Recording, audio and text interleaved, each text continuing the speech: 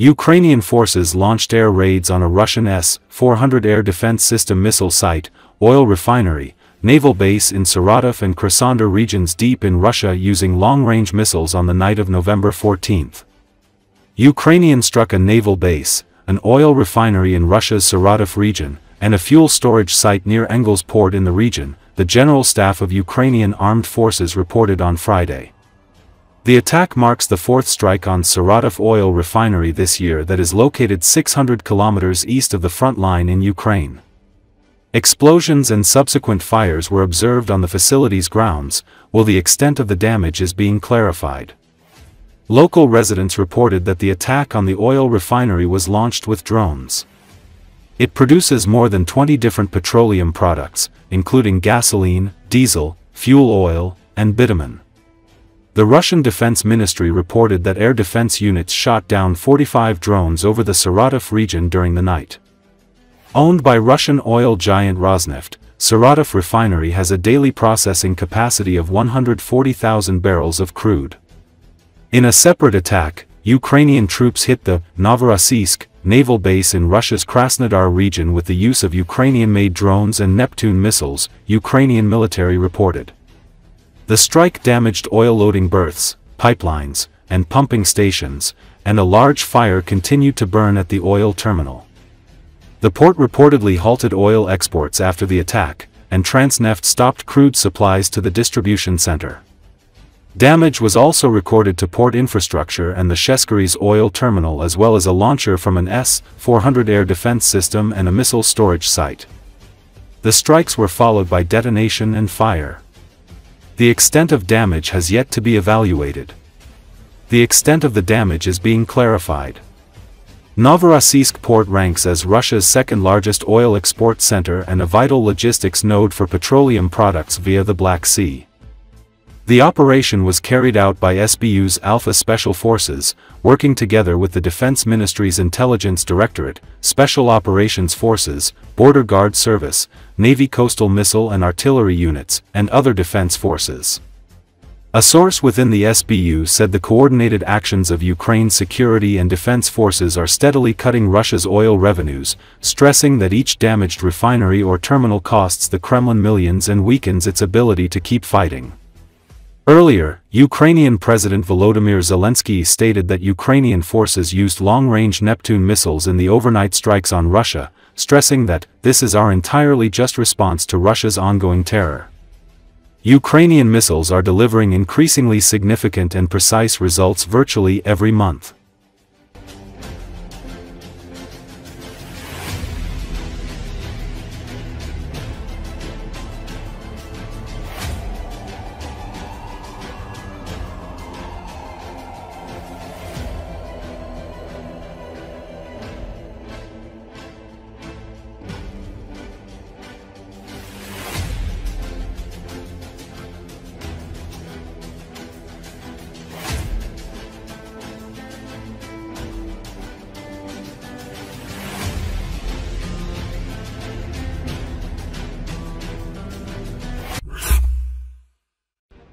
In recent days, Russian troops have stepped up their attempts to break through to Pokrovsk, attempting to enter the city with light vehicles through its southern outskirts.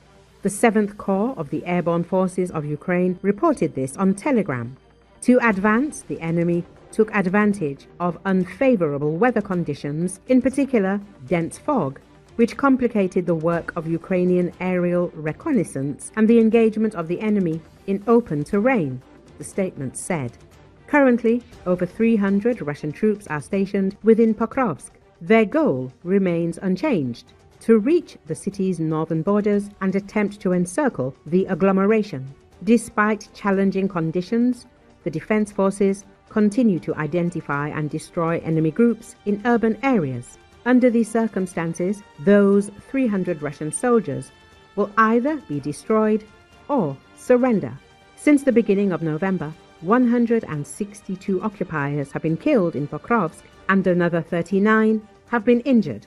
Units of the Ukrainian Army, assault and airborne assault units of the Special Operations Forces, the Security Service of Ukraine, the National Guard, the National Police, and other structures of the Defense Forces of Ukraine are involved in clearing the area. Russian occupiers are attempting to cut off the logistics of the Ukrainian armed forces in the Pokrovsk direction. Ukrainian defenders have shown that two can play this game, according to a telegram post from the 7th Airborne Assault Corps. Pokrovsk defenders calculated one of the occupiers' logistics routes and then remotely mined it. They blew up a Russian ground-based logistics complex near the village of Shevchenko, located 5 kilometers south of Pokrovsk. When it comes to the kill zone near Pokrovsk, this means the enemy also has complex logistics. Therefore, they are increasingly using ground-based robotic systems, Ukrainian military officials explained.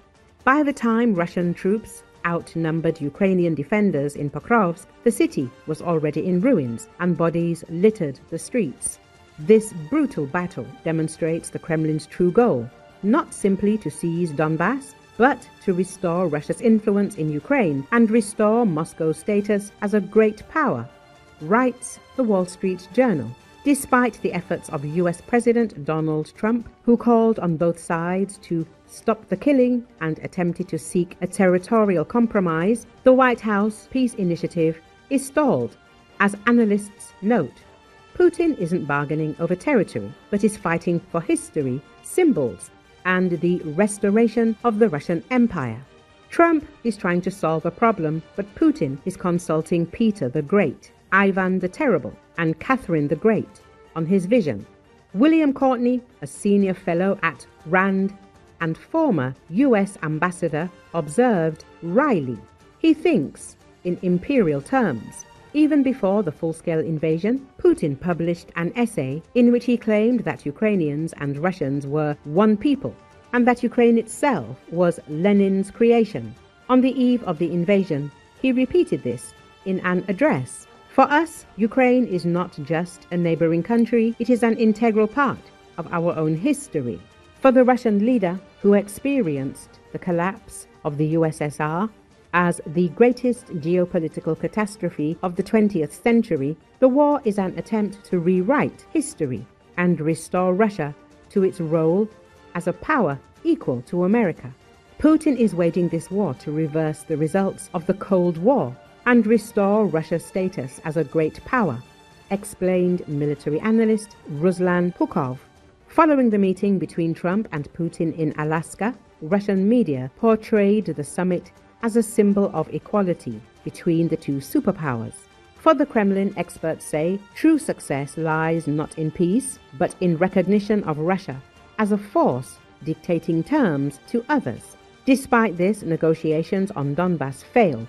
Moscow demanded a limitation on the size of the Ukrainian army, while Kiev demanded security guarantees.